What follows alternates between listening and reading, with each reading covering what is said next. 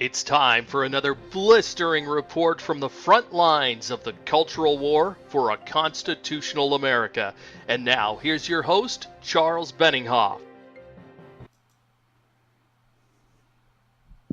WorldNet Daily, sometimes known as WND.com, reports that the mechanism to shut off all federal law enforcement funds for sanctuary cities is already in place under a constitutional tool that was installed by House Appropriations Subcommittee on July 7th of 2016. So it's just sitting there waiting to be pulled. It's like a trigger on a handgun, just ready to be pulled. I say the GOP needs to quit playing politics, and if this trigger is actually in place, Congress needs to pull it now. Every day that we have these illegal aliens in here is costing us millions of dollars, millions in welfare, millions in law enforcement costs, millions to imprison these people.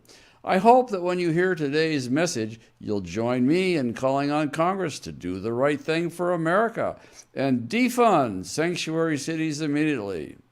What is a sanctuary city, you might ask? Under current existing immigration laws, if a person is suspected of a crime and arrested, let's say for drunk driving, and if the local police or sheriff's department discovers that the suspect is not an American citizen or lawful resident, the law officials are required by law to report that person to the federal immigration officials, and even if they are a lawful resident, in some cases they're also required to do the same. If any immigrant, legal or illegal, commits a crime while they're here, it is automatic grounds for deportation. But in a sanctuary city, the globalist chiefs of police order the officers under them to not report illegal alien criminal conduct. So, sanctuary cities offer criminal illegal aliens a get out of deportation free card, if you will, as if our nation's immigration policy is a game of Monopoly. And as I talked about in previous videos, many of the police chiefs across the country now belong to a globalist organization called the International Association of Police Chiefs, which is a charter organization of the Open Borders Program of the United Nations. Yeah, we got police chiefs that have sworn to defend and uphold our Constitution, and yet they're groveling at the feet of the United Nations and hoping for open borders to destroy our country. Now, our friends at WorldNet Daily says that Congressman John Culberson, Republican from Texas, has put a mechanism in place to completely defund sanctuary cities back on July 7th. He did this on July 7th, and we're just finding out about it. How you like that? All they have to do is flip a switch, and the sanctuary cities no longer receive your tax dollars for law enforcement grants and other purposes.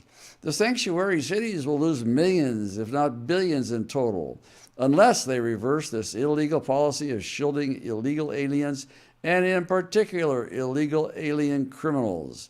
Mr. Culberson is the chairman of the House Appropriations Subcommittee that handles every single appropriation bill for the Justice Department.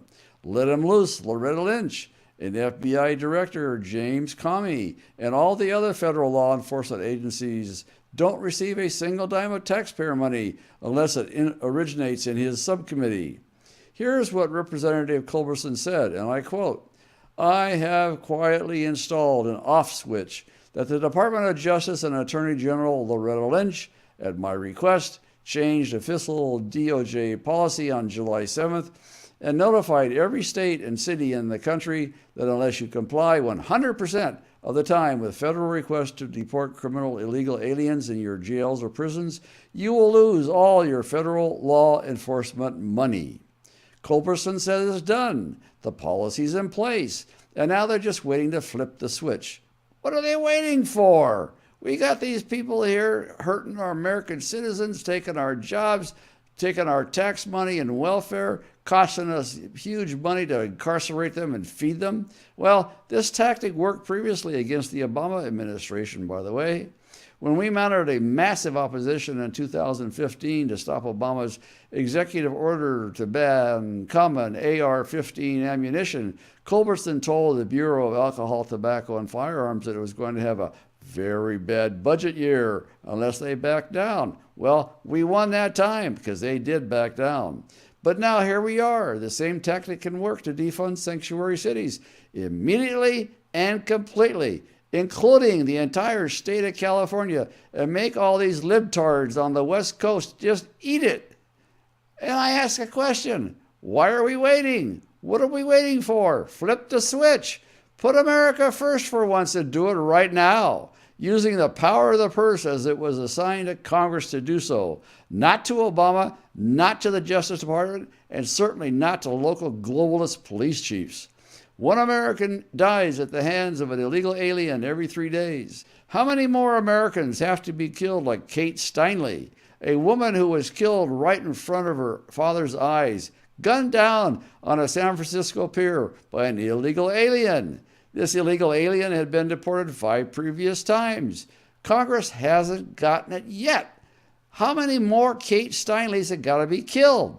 I'm asking you, isn't this something that would drive you to action? I hope it does. And these sanctuary cities are taking your tax dollars and shielding criminal aliens like this from deportation.